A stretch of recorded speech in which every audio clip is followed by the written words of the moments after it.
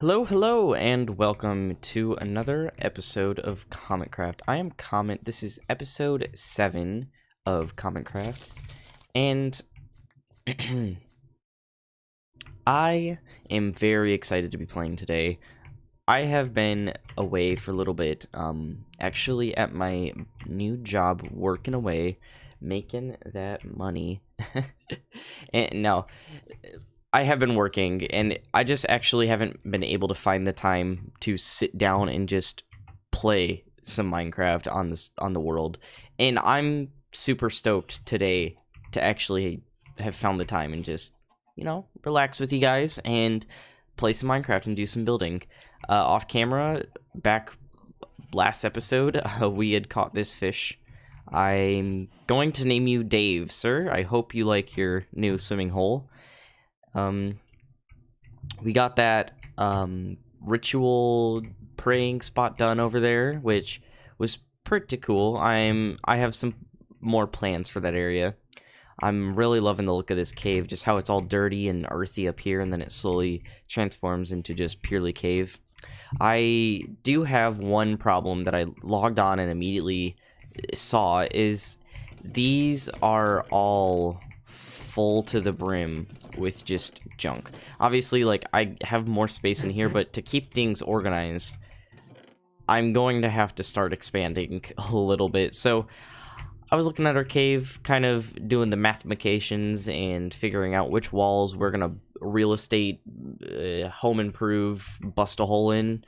And I think this wall right here is actually perfect. I kind of stripped out the music box and some of the other stuff there, and I will get back to you guys in just a sec when I finish the area in this area that I want to make. Hello everyone. I have been hard at work, mining away this entire area. I know it doesn't really look like much, but my pick is worn out. I'm worn out just from digging so much. And you know what? It actually looked a lot worse before I spent 2 hours terraforming this wall, so that it still kind of retained somewhat of a cave look. Over here, I have planned out a couple of farms that I want to install. Automated wheat and potato farms, that's right. And I've got these dirt outlines, kind of framing where I want to put my storage shelving units, you could say. I've got this idea in my head of what it's gonna look like. I just have to put it on blocks to make it solidified. This is going to be a storage silo for 2 items, stone and cobblestone, because those are the 2 things I tend to have the most of, especially in really big digs. So I'll have 4 or 5 double chests with my design that I've made in my testing world. 5 double chests of storage per side, and it's really cool. You guys, I can't wait to show it to you guys. And each of these long ones, can hold 16 chests. That's the design that I'm putting in my head, and this one I believe is 8 chest worth of storage. So this entire room is going to be my storage room, and this is what it looks like without everything in it, and this is what it looks like after I've completely built everything. So guys, these are the shelves that I was talking about. I just had to go into a testing world to really figure out the design I liked, but coming in here, these work really well, functionality wise and aesthetic wise, because they look nice and they hold 16 chests per module. So I know it's obviously inefficient in a way to have, this many chests spread out over this giant room. I could just have 72 chests or 36 double chests in a row, but that just doesn't look nice, and it doesn't give the aesthetic appeal that this does, because this definitely looks like a storage, you know, warehouse cave. Like, I'm trying to create a story with this entire base here. Like, you know, I'm gonna have an African village area down here eventually. I've been working on some ideas, but maybe some of the villagers came up here and settled the top area up here with this this animal pen and this ritual area, and there was a cave here, and maybe, you know, there was someone here before the villagers, and or maybe after, like there was someone after the villagers had all gone. Maybe there was someone that came through and settled this cave, and I'm just stumbling upon it. Like, I'm finding this stuff, you know what I mean? I'm just trying to create, you know, a story to each of my builds, because that just adds character to all of this. So I wanted to make this seem like maybe rustic style shelving for storage, and I think I pulled it off pretty well.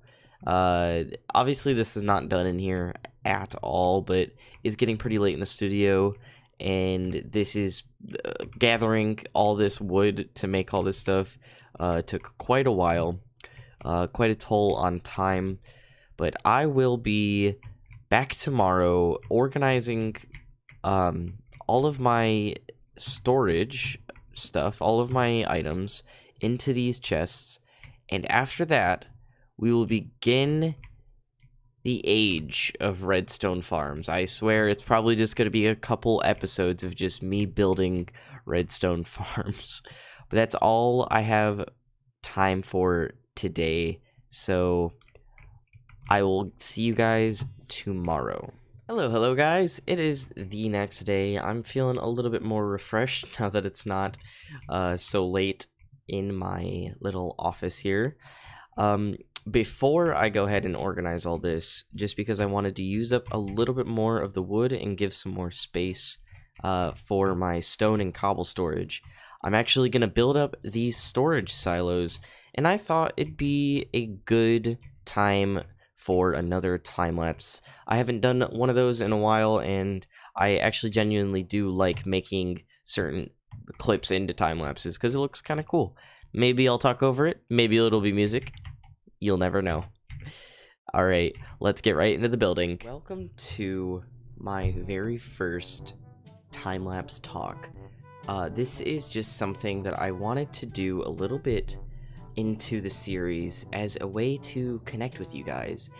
So the first thing I wanted to talk to you guys about was my new mic. As you guys can probably already tell, I sound a lot better with my new Blue Yeti microphone USB condenser. It is high quality, one of the best mics out there for the price that you can get it at. Another thing, my Minecraft username is now officially Kahmet _. I didn't have rights to just purely Kahmet, so I had to go with Kahmet _. And I started a new YouTube series called Let's Try. Basically, this is just a kind of an idea I had a long time ago where I would just try out games, and if you guys like what you see, I would make more content of those games. So those more videos like that will be coming out. My first one, Miss Survival, big hit. I loved playing it. It did scare the crap out of me, but I really did enjoy playing it. So if you guys want to see more of that, I will definitely be providing more of that. So, a little bit into this redstone here. This little circuit here with the dropper and the comparator into the repeaters and stuff, that is an item elevator that will be shooting up items through our, up into our water stream. These two comparators here that are running out from the two droppers that have redstone running all on top of them, that is called an RS NOR latch. I don't know if you guys, how familiar you are with redstone, but basically an RS NOR latch says one is always going to be outputting while the other one is off. And basically when one is on, even if you try and give it an input, nothing's going to change. So it's not going to change. but if you input the other side, then it's going to flip, and the other side will give an output. It's really complicated, but good for Minecraft redstone contraptions. Now what we've got here is some observer towers detecting whenever one of those RS Snorlaches updates. So it actually is going to be doing some funky business with the pistons, causing one side of the water stream to switch to the other. This, I just thought, was a very unique way to allow for an item filter rather than the standard, like, boring old automated item filter. I thought we could add some flavor, I guess you could say, into our item sorter. So I didn't really talk about it yet, but basically the storage silo itself is red, and it works basically as the comparators take the power from the chests that are behind. The comparators take the power from the chests and basically just light up those lights. So whenever a chest fills up, that's when the lights light up.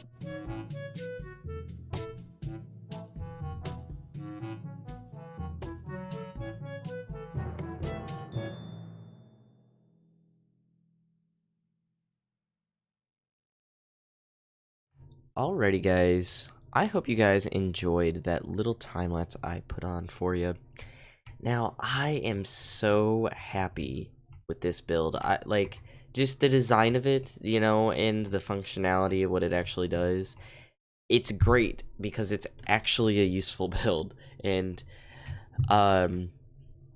so from that time lapse, I'm sure you guys got an idea of, like, you know, the innards and what this thing does. But basically, anytime these chests back here fill up, one of these lights is going to turn on. So the first one, when this thing fills entirely up with goodies, this light is, well, one item, really. Well, this one's stone, so let's put a stone in there. One item will turn that light on, and then once this chest gets filled with, you know, let's just show you guys here. Oh, okay, too quick. Let's see. Yeah, once that chest gets filled with goodies, then that light is going to turn on, and so forth with these top lights. This top light up here, I mean, you can kind of see it.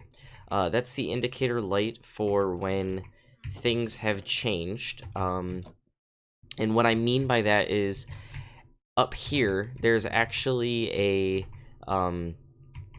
my janky item filter, because I really didn't want to put an item filter up here or have space down below, just because I'm kind of lazy, and I thought this was kind of a fun idea. So basically, actually I should show you the down here part first. Basically, what we've got going on here is this first little redstone contraption is an RS Snorlache, which is basically saying one of these sides is going to give an output, and only one at a time. So like this one, I'm gonna click it. It doesn't do anything.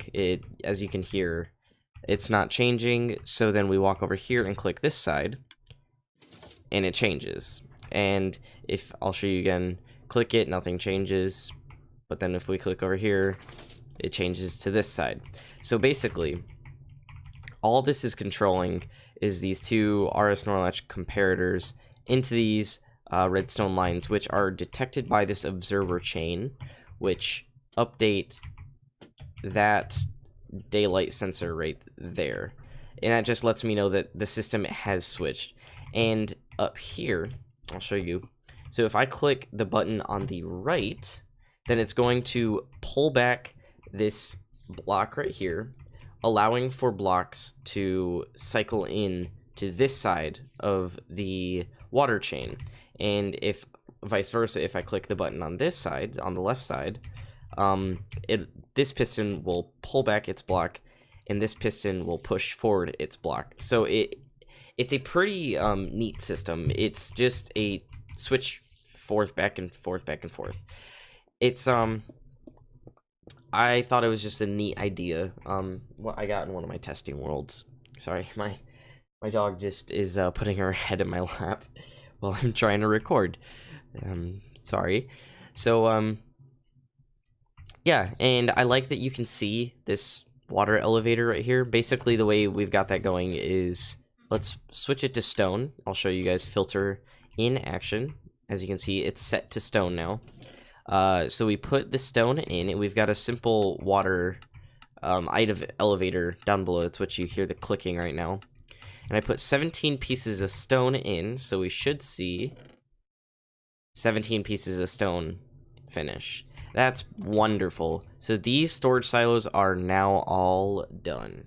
Alrighty, guys. My next plan for the day, or trip that we're going to be making, is to the Nether. But I actually needed to get a decent bow just so I could fight off any gas or blazes that come up face and try and murder me. Oh, might as well just put it to full health. So we've got our shooty by our side. I put mending on it because there's actually something I haven't told you guys.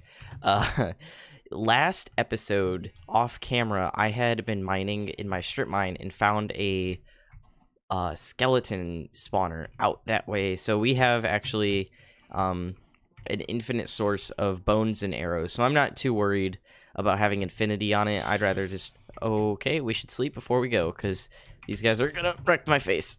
Glad I heard them screaming at me. Alright, where is my bed? There it is. Alright. Perfect. Let's just take a little sleep in the middle of the void here because of weird lighting glitches. I've got basically everything I need, a sword, blah, blah, blah, blah. Just the importance. I'm going to get some lava while I'm there. And maybe build up a small little base while I'm in the Nether. Welcome to the worst place in the Minecraft world.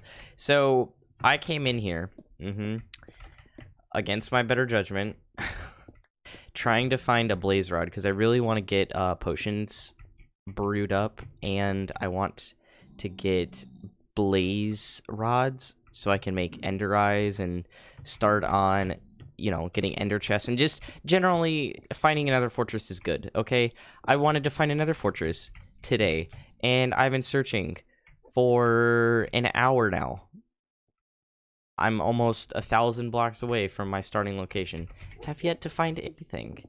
Nada. Squat. So I'm heading back. I figured the best, oh gosh, that is loud. Okay, and he's dead. I figured this would be a perfect time to use my little ritual station to pray to the African gods, and maybe they'll shine us the light and show us the way to find another fortress. Let me head on back all the way, all the way back to my Nether portal, and I'll meet you guys back at the praying station. And as the sun sets on yet another wonderful day, or is it rising? It's rising. Oh, that's pretty. That's very beautiful. Anyway, guys, I'm back from the Nether. I found my way back here, and I've just been prepping a little bit. So I've got my ritual dagger ready for one very unfortunate animal is going to meet their demise today. I haven't picked which one because I love them all. I don't want any of them to go, but one of these guys has to go. Be a sacrifice to the gods so that we can find that Nether fortress. I've gotta figure out. I've gotta figure out where it is. Oh, there's a chicken. You know what? Wait. I need a lead. Let's go get a lead from down in my thing here. There we go. Got 16 just in case the other 15 don't work. Oh, is it going to be oinkers? Going to be Senior Moohow? Oh, or one of the sheep, or Mr. Cluck Cluck? No, it's gonna be you. I've chosen it to be you. Come on, you have been chosen, boy. Let's go. Okay, are you gonna be difficult? Can I punch him up? No, we don't want beat up meat before... No. Come on. What? Get out of the way. Just say goodbye to your brother. Come on. Is he gonna try and get out? There we go. Okay, maybe if we just... There we go. Come on, Mr. Oinkers.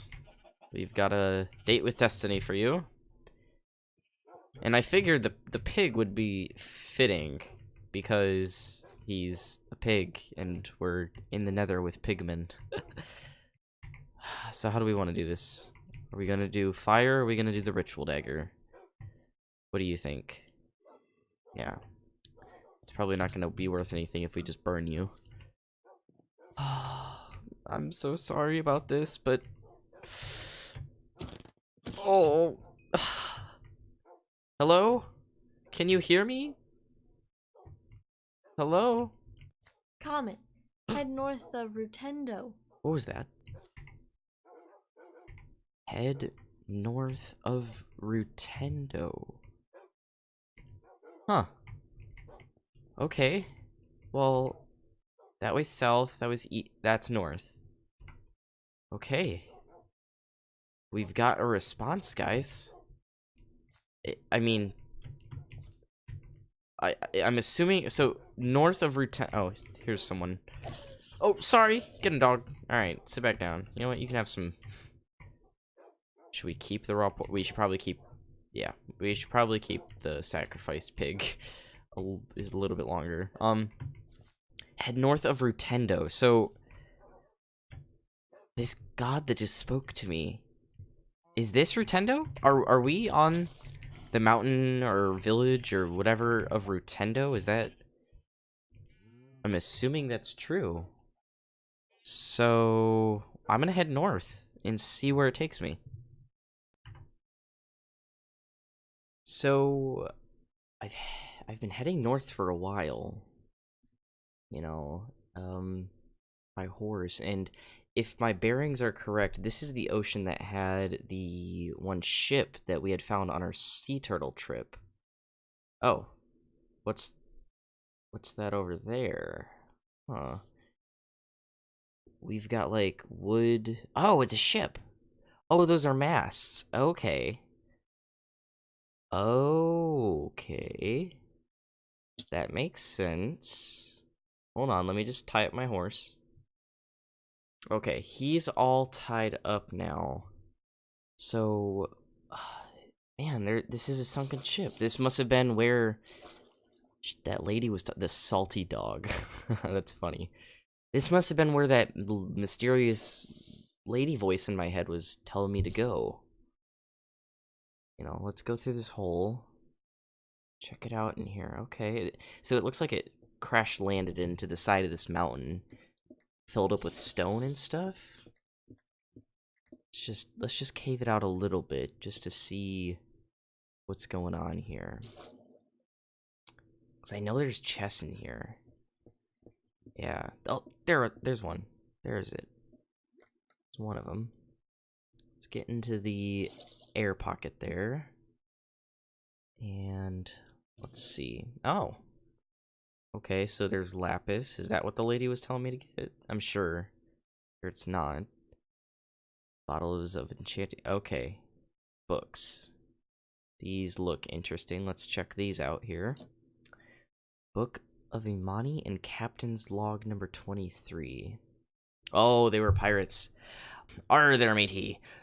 Don't be trusting this here book, it be cursed beyond our worlds. Our boys, the salty dog, have been the same since. Beware, Captain Bradford Rough Dog Braxton. Okay. Okay, so this pirate's giving us a little warning from his book log here. Now let's check out this Book of Imani by unknown author. Coming into possession of this notebook provides the holder with the knowledge to pray to the god Imani. I am your light in the dark days. I am your nourishment in the hungry ways. I am Imani, your goddess to provide. Nice. Nice little rhyme there. Okay, to receive the Book of Rituals, one must construct an altar, which we already have done. Speak from the heart and bless a small offering at the altar to me, your god Imani. Okay. If not pleased with your offering, curses of 1,000 deaths shall consume you in this world. No thank you. Let's just throw this book out right now. Oh, this captain was right. This lady's crazy. Hope she can't hear me. Alright, so I know there's more chests in these shipwrecks, so maybe it'd be worth our time to check it out. See, yeah, here's little caved in area. Okay, so we got some paper, some feathers, and another map. Could always use one of those. Oh, looks like the captain's quarters were stoned in. Where is that other chest? Oh, there it is. Okay. So we've got potatoes, we got wheat, we got paper and stuff that we're not actually going to try and keep. Yeah, my inventory is a mess. Oh my gosh. Well, that is unsettling, to say the least. Right, I'm going to head on home and try and make sense of this craziness that's happened today because of that ritual altar, which I feel like we should maybe call it the Rutendo altar now that we know the name of it, of the village. So I'll be back with you guys in just a little bit. Alrighty guys, I am back at the altar of Rutendo. I think that's what we're gonna call this place. And I am after reading the book of Imani, you know, it says to receive the book of rituals, one must construct an altar, which we already have done, speak from the heart, which I can do, and bless his small offering at the altar to me, your god Imani. So, you know, I feel like diamonds are pretty, you know, precious to me anyway, and I feel like they'd be, you know, good to a god, maybe as an offering from just a little old me, you know. Maybe we should throw in the pork chop, diamond pork chop from the first ritual. Is anything happened? Oh, we got a book. Oh, thank you, Imani. Okay, the book of rituals. Sweet. Sweet, sweet, sweet, sweet. Okay. Okay, so this is the book of rituals gifted upon for meeting Imani's satisfaction. She awaits your offerings. Any ritual performed incorrectly shall have dire consequences. I'm gonna spell check you there, Imani. Please don't smite me. Okay, so let's see. Ritual 1, luck. Okay, so we can, like, you know, get luck, blessing, guidance, curse. We can do curses, wisdom, strength, protection, sustenance, and safe travels. Cool. Cool, cool, cool, cool, cool. Let's put this fire out. Yeah, so we got the book of rituals, guys. That's pretty cool. Pretty cool. Well, guys, I'm gonna have to call the episode here. It's just running a little bit late on recording, but before I go, I just wanted to say how happy I am with all that we've done in this episode. We've done our very first time-lapse talk where I get to, you know, one-on-one talk with you guys. In the future, I hope you guys leave comments for me, you know, and we can do maybe, like, you know, questionnaires with Kahmet. That'd be super fun for me to do with you guys. And I'm happy, you know, expanding into the world of Imani and learning the name of this village mountaintop is Rutendo. And beyond that, I'm just so happy to be able to play Minecraft and record with you guys. It just makes me, you know, more happy just being able to chillax with you guys and relax and make these videos for you. So if you enjoyed the video, feel free to leave a like and comment down whatever you like down in the comment section about what you'd like to see or what you think I should do differently. And if you're new to the channel, remember to subscribe. It really does help me out, seeing you guys appreciate what I give out to you guys. So that's going to be all for me today. I'll see you in the next one.